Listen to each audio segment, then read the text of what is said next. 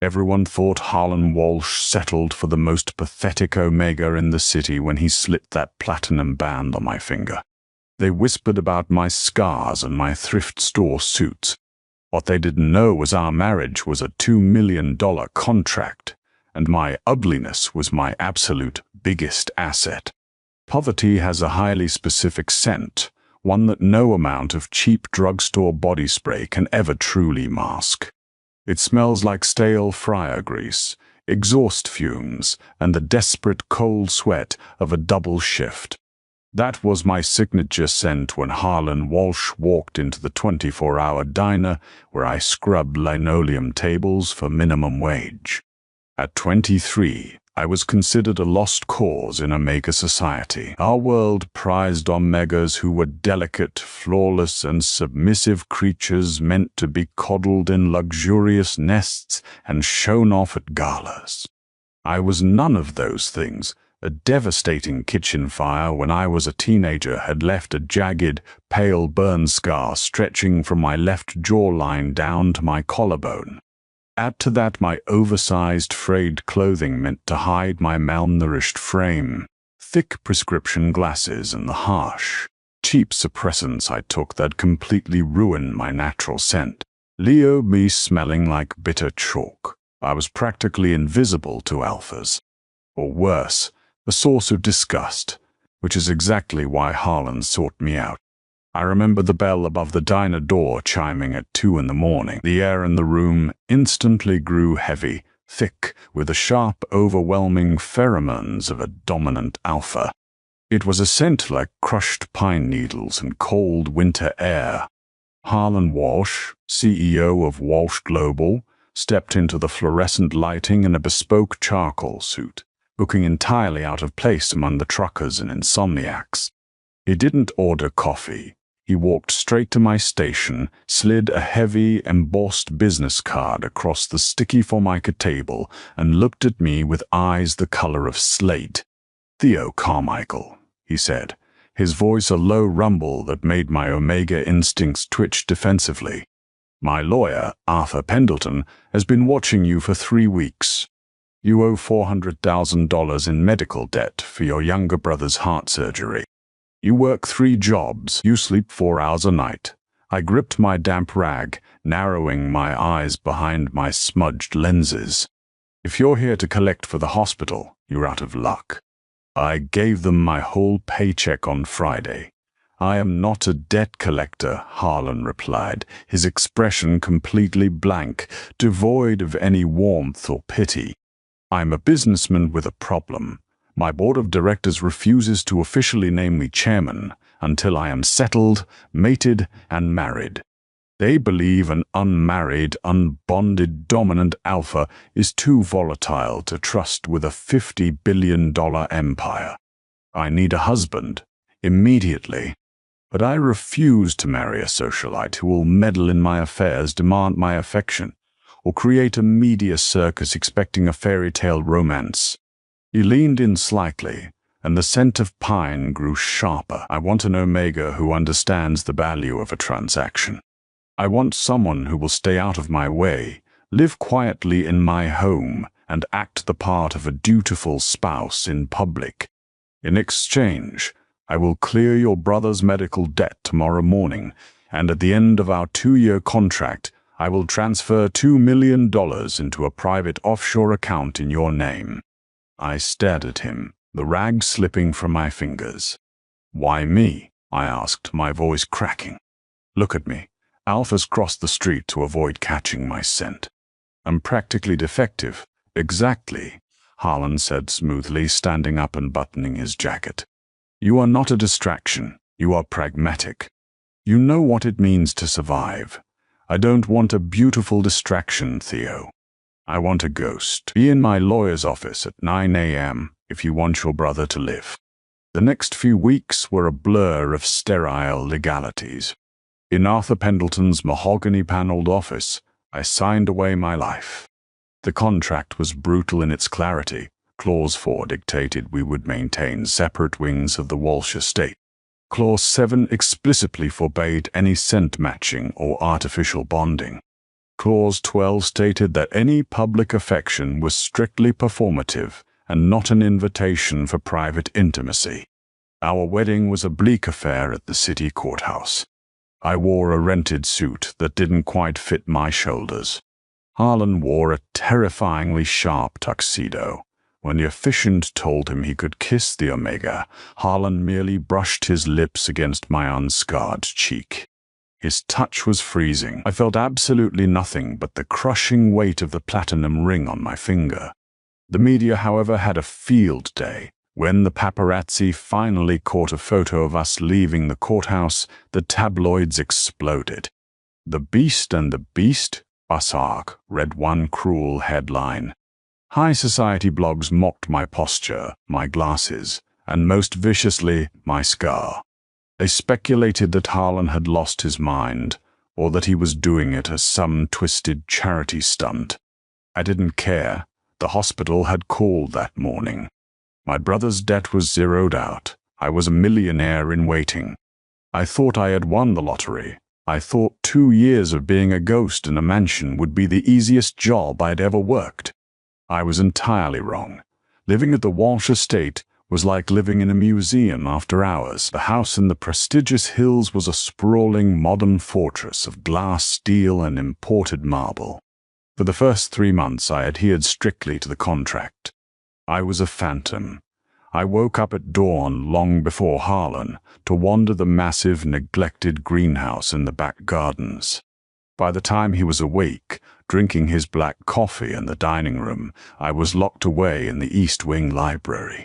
But the human body, especially in Omega's biology, is a fragile, reactive thing. For years, my body had been in survival mode, starving, exhausted, and pumped full of black market suppressants that choked my natural hormones. Once I moved into the estate, everything changed. Harlan had insisted, for the sake of appearances, that I utilize his private medical team. Dr. Gallagher, an older beta with a kind smile, immediately threw out my cheap suppressants. He prescribed me high-grade bio-identical supplements and ordered me on a strict, nutrient-dense diet prepared by the estate's personal chef. Without the crushing stress of poverty, my body began to heal. The transformation wasn't a sudden magical metamorphosis, but a slow thawing. The hollows of my cheeks filled out, giving my face a softer, more delicate structure. The dark, bruised circles under my eyes vanished. My hair, once brittle and dull, grew out into thick, glossy waves of dark chestnut. Even my scar seemed to change. Deeply hydrated and treated with expensive serums, the angry red faded into a smooth, pearlescent white that looked less like a deformity and more like painted porcelain across my jaw. Most drastically, my scent returned. The harsh, chalky smell disappeared, replaced by a subtle, intoxicating aroma of rain-soaked cedar, bergamot, and white tea. It was clean, sharp, and undeniable. I didn't realize how much I had changed until the night of the Founders' Gala. It was month 6 of our arrangement. Harlan informed me I was required to attend a high-profile charity auction. I couldn't wear a rented, ill-fitting suit anymore. Harlan had summoned a tailor to the estate, and for the first time in my life, I wore something made entirely for my body, a deep emerald green suit that cinched perfectly at my narrow waist, paired with a silk black shirt left slightly unbuttoned at the collar. I had ditched my thick glasses for contacts weeks ago. When I walked down the grand staircase that evening, Harlan was waiting in the foyer. He was checking his luxury watch, his brow furrowed in irritation. But when he heard my footsteps and looked up, he froze. I saw his alpha instincts physically hit him, his pupils blew wide, consuming the slate gray of his irises. The scent of pine needles in the foyer spiked, suddenly laced with a heavy, primal edge of dark rum. For a full 10 seconds, the powerful, untouchable CEO of Walsh Global simply stared at me, completely speechless. "Is this acceptable?" I asked, suddenly self-conscious, touching the collar of my shirt, dangerously close to my scent gland. Harlan swallowed hard. He adjusted his cuffs, his hands remarkably rigid. "It is sufficient. The car is waiting." He didn't look at me again until we were in the back of the limousine, but I could feel the intense burning weight of his gaze in the reflection of the tinted windows. The gala was a snake pit. The grand ballroom was dripping with crystal chandeliers and suffocating beneath the mixed, aggressive scents of high society alphas and heavily perfumed omegas. I stayed near the perimeter, sipping sparkling water, playing the part of the dutiful, silent husband, while Harlan worked the room. That was until Wesley Hastings found me. Wesley was Harlan's biggest rival in the tech sector, an alpha notorious for his cruelty and his endless rotation of beautiful, vapid Omega companions. He cornered me near the balcony doors, a champagne flute in his hand and a malicious smirk on his face. "Well, well," Wesley sneered, leaning in far too close, deliberately pushing his sour, metallic alpha pheromones into my space to intimidate me. "If it isn't Walsh's little charity case, I must say you clean up better than I expected. Though no amount of tailored silk can really hide that tragedy on your face, can it?"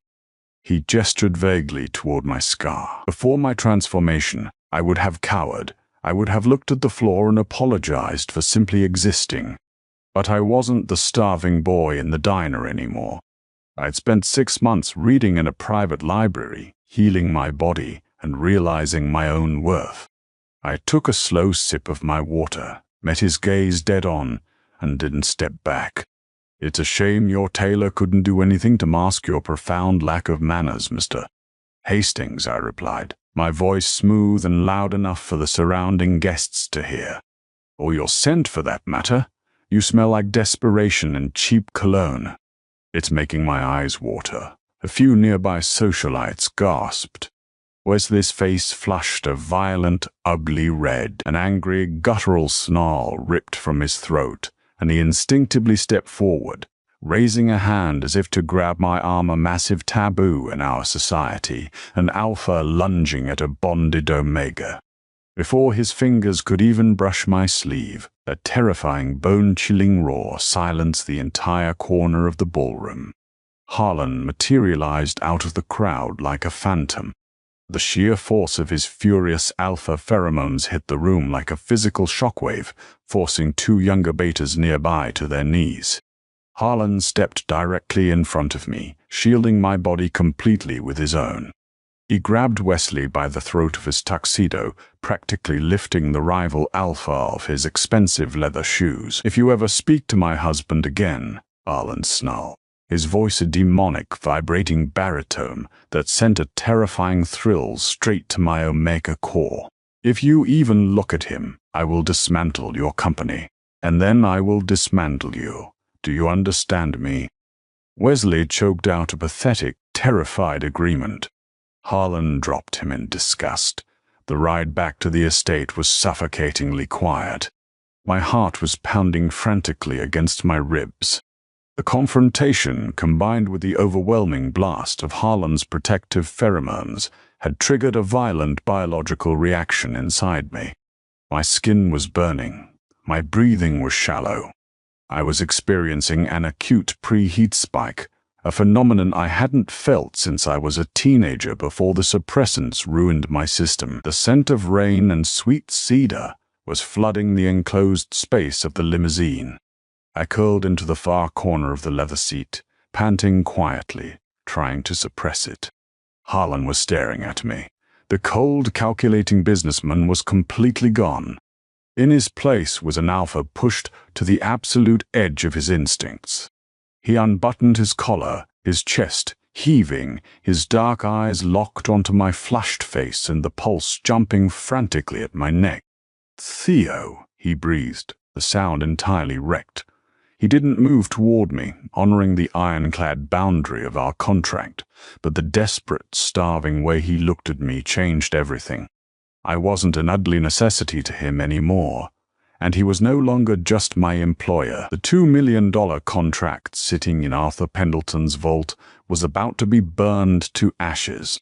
Inside the cavernous interior of the limousine, Theo pressed himself against the cold glass of the window, his breath fogging the tinted pane. A sudden, violent biological shift was tearing through his system. For years, the cheap black market suppressants had kept his omega nature dormant, locking his heat cycle away in a chemical cage.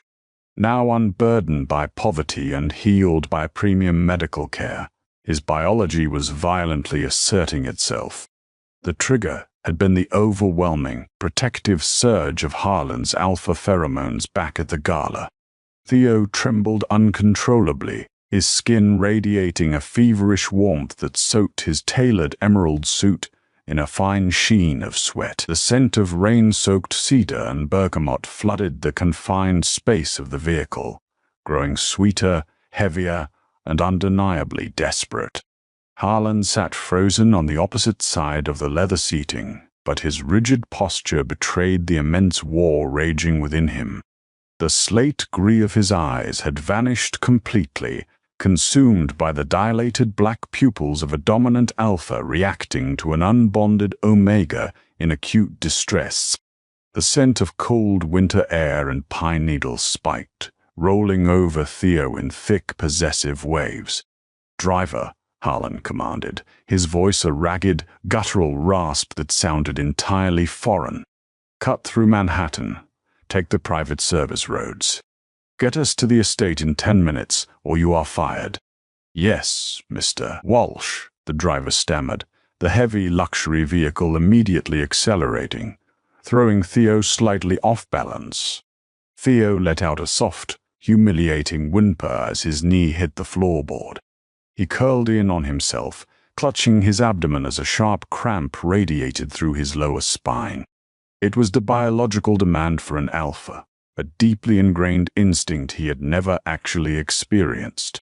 Harlan moved before rationality could stop him, ignoring Clause 12 of their ironclad contract, the strict prohibition against private physical contact. The billionaire crossed the cabin. He didn't hesitate. Harlan gathered Theo into his arms, pulling the trembling Omega flush against his broad chest. The relief was instantaneous. The moment Theo's cheek rested against the lapel of Harlan's tuxedo, right over the alpha's scent gland, a shuddering sigh ripped from his throat.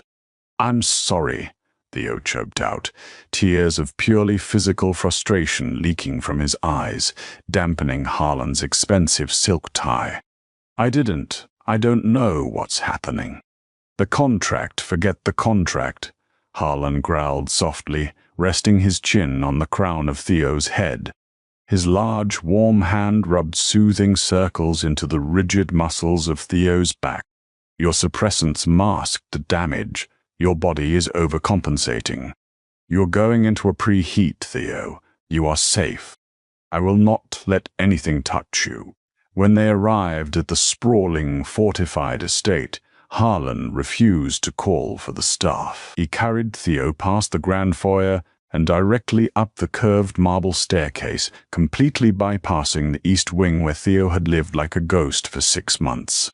Instead, Harlan kicked open the heavy oak doors to his own private master suite, a massive, minimalist space dominated by dark woods and the overwhelming, comforting scent of pine.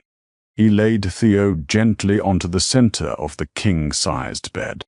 Within minutes, Dr. Gallagher, the estate's private physician, arrived with an emergency medical kit. "His hormone levels are spiking exponentially, Mr.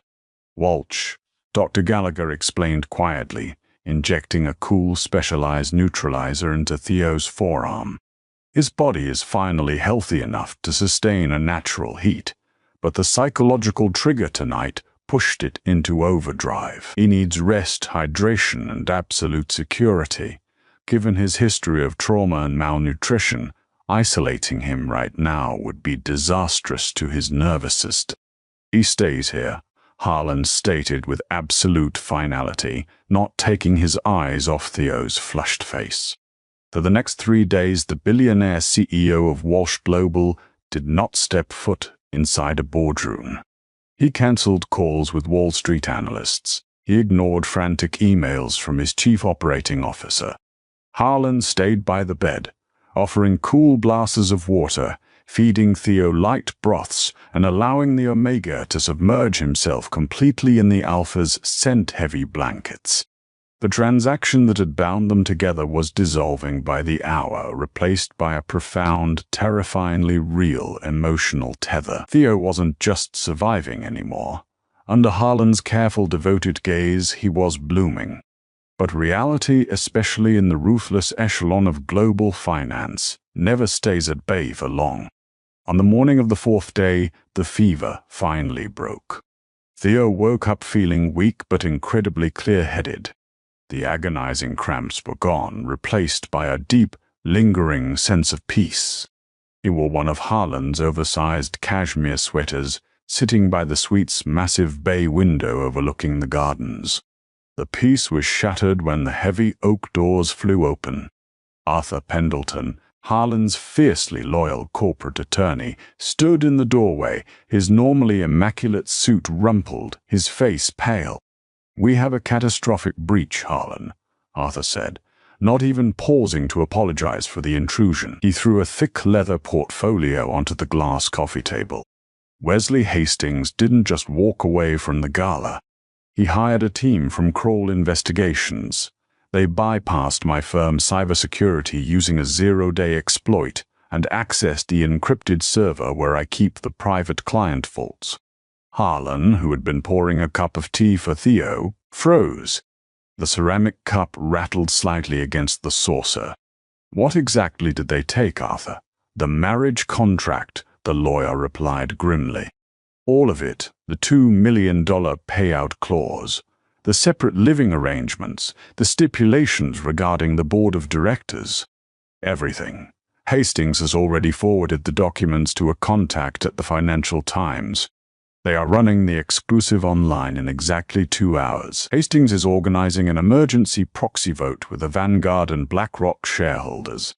He plans to use the morality clause in the corporate bylaws to argue you committed securities fraud by fabricating a marriage to secure the chairmanship." Theo felt the blood drain entirely from his newly flushed face. The nightmare had returned. His past, his desperation, the transactional nature of his salvation. It was all going to be dragged into the unforgiving light of the public eye. "They'll ruin you," Theo whispered, his voice trembling as he looked at Harlan. "The board will strip you of your company. If they know you hired an impoverished, broken Omega just to secure your position." Harlan turned slowly. His expression wasn't one of panic. It was a mask of cold, terrifying fury. "You are not broken, Theo, and you are not a liability." By noon, the financial world was violently burning. The article hit the internet like a seismic charge. The $2 million husband, Walsh Global CEO's fake marriage exposed. The stock price of Walsh Global plummeted 8% within the first hour of trading. News helicopters circled the airspace above the estate, their rotors chopping loudly through the previously quiet afternoon. Inside the estate's command center, a flurry of public relations experts and crisis managers were shouting over each other, proposing rapid-fire denial strategies and drafting fake medical records to excuse the contract. Harlan silenced them all with a single sharp slam of his fist against the mahogany conference table. "We deny nothing," Harlan ordered, his voice echoing in the sudden silence. "Schedule a press conference at the Waldorf Astoria for 4 o'clock. Invite every major financial network. Invite the board of directors. Make sure Wesley Hastings has a front row seat." "Harlan, that is corporate suicide," Arthur Pendleton warned, adjusting his glasses nervously. "If you confirm the contract is real, the SEC will launch an immediate investigation. You need to distance yourself. We can draft a narrative that the Omega manipulated you. If anyone speaks a single disparaging word about my husband," Harlan interrupted, his alpha pheromones flaring so dangerously that the PR team physically recoiled, "I will personally ensure they never work in this hemisphere again. Get the cars ready." Theo stood in the doorway, listening to the man who was willing to burn down a $50 billion empire to protect him. The realization hit Theo with the force of a tidal wave.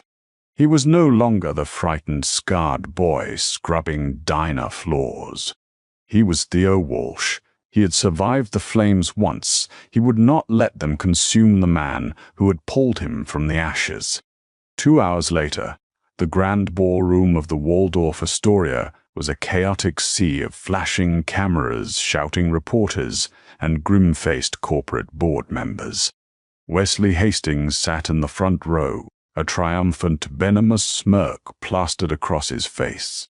When the heavy velvet curtains parted, the room erupted into a deafening roar of questions. Harlan stepped up to the podium, looking immaculate and entirely unbothered in a midnight blue suit. But it was the person walking beside him that completely silenced the room.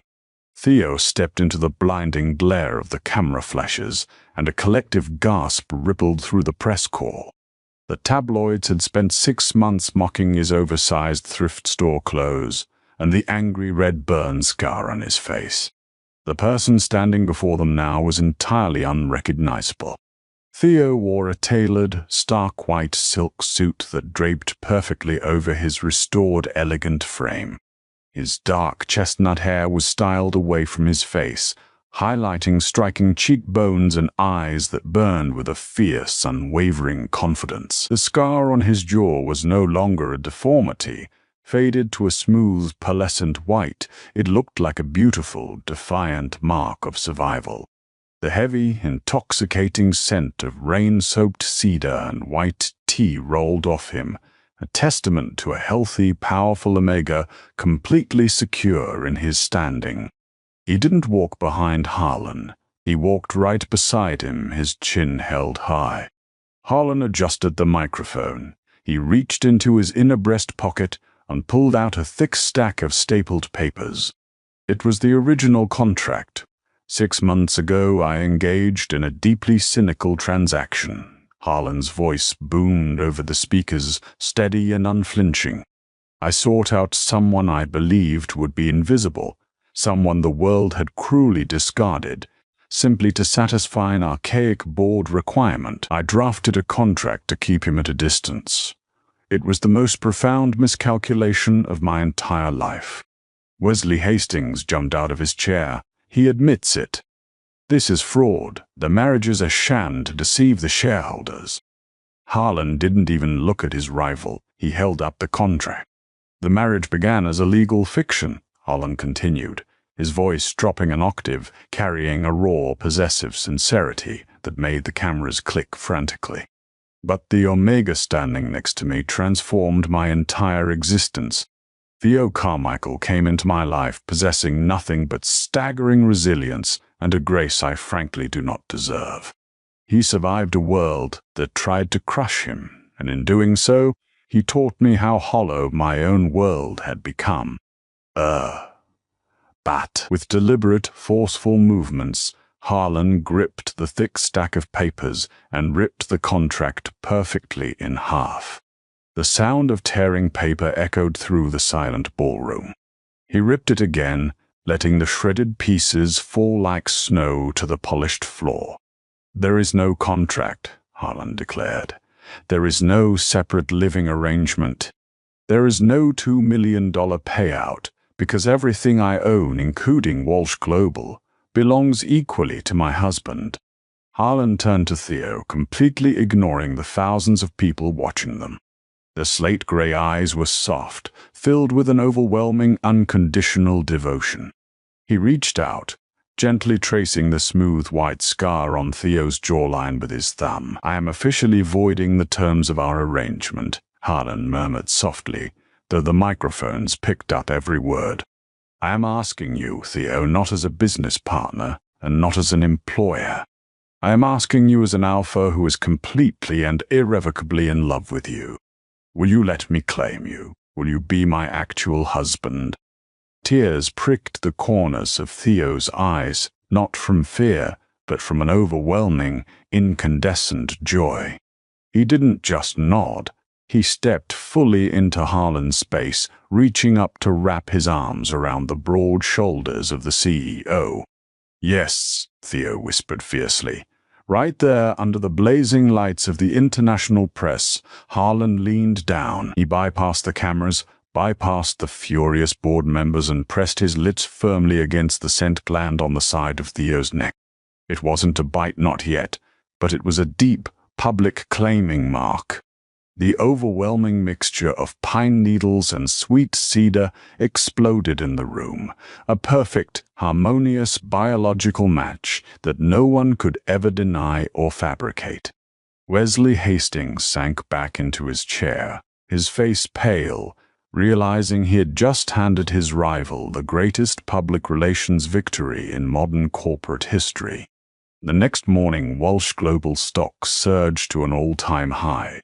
The board of directors unanimously backed Harlan's permanent chairmanship, terrified of the public backlash if they dared cross the world's new favorite couple. The $2 million offshore account was closed, the funds seamlessly integrated into the joint accounts of the Walsh estate.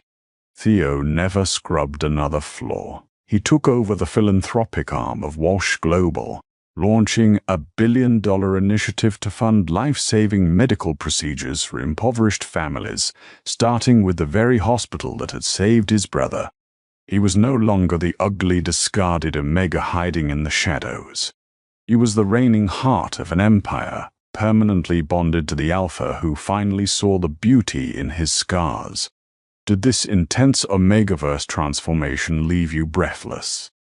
If you loved watching Theo rise from a discarded contract husband to a powerful, unconditionally loved Omega, hit that like button right now. Share this dramatic journey with your friends who crave high-stakes romance, and don't forget to subscribe to our channel for more thrilling, suspenseful audio stories every single week.